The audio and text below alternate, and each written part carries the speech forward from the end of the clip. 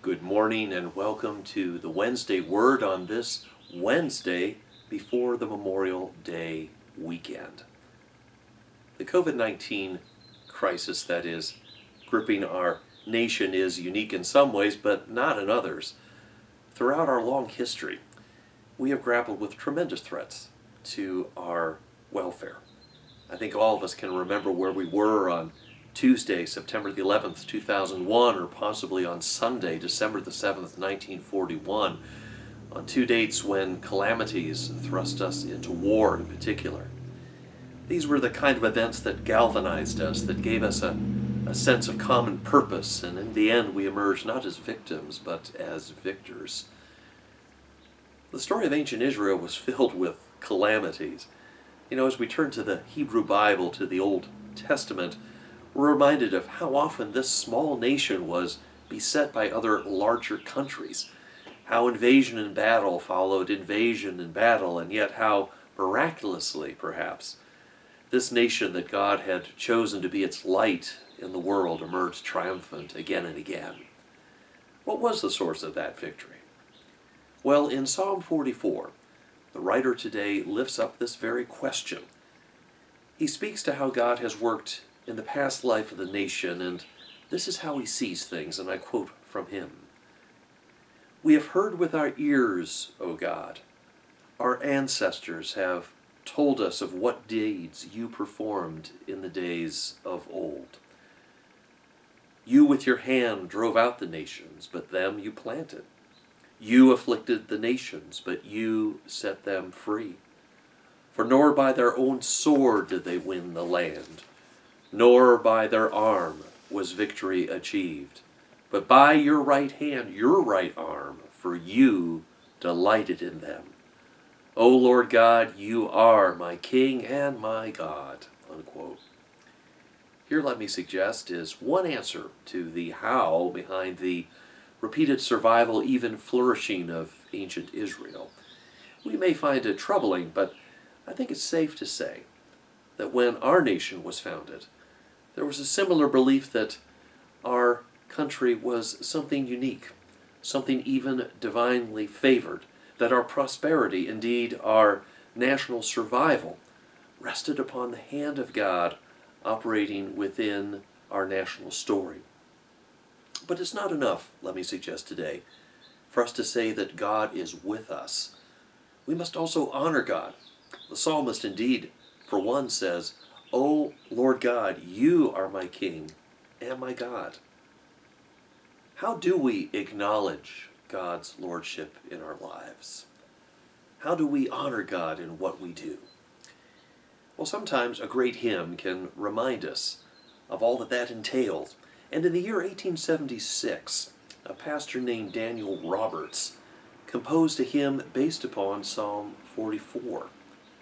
The occasion, as you may guess, was the 100th anniversary of the signing of the Declaration of Independence. But in time, this same hymn also came to be associated with the centenary of the signing of the Constitution of the United States, that great blueprint for how we live our lives together day by day as American citizens.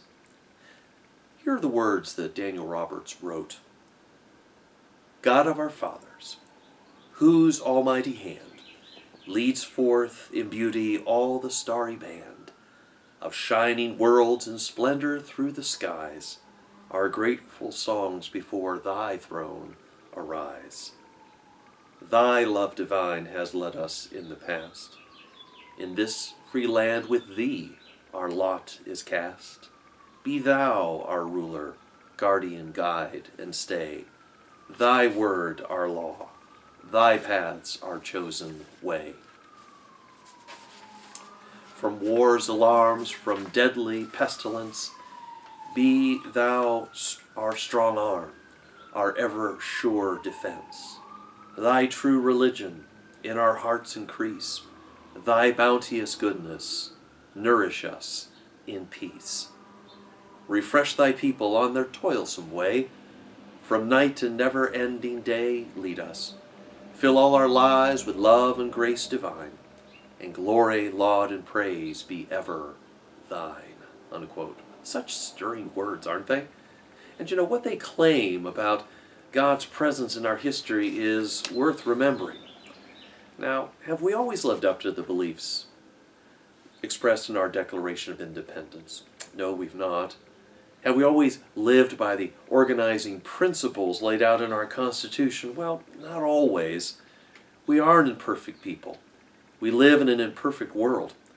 And on this Memorial Day weekend, we remember the ultimate price that so many of our fellow citizens have paid down the years in order to keep our national experiment alive.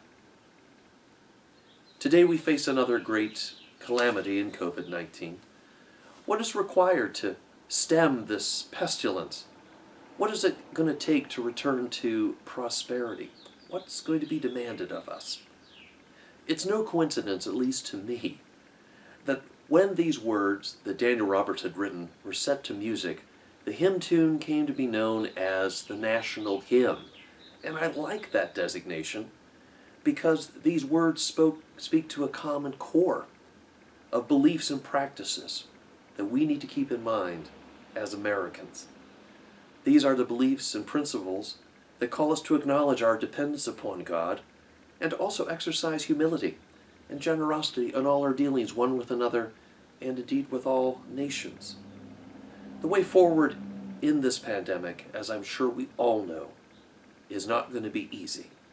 It will remain costly for us in terms of lives and livelihoods.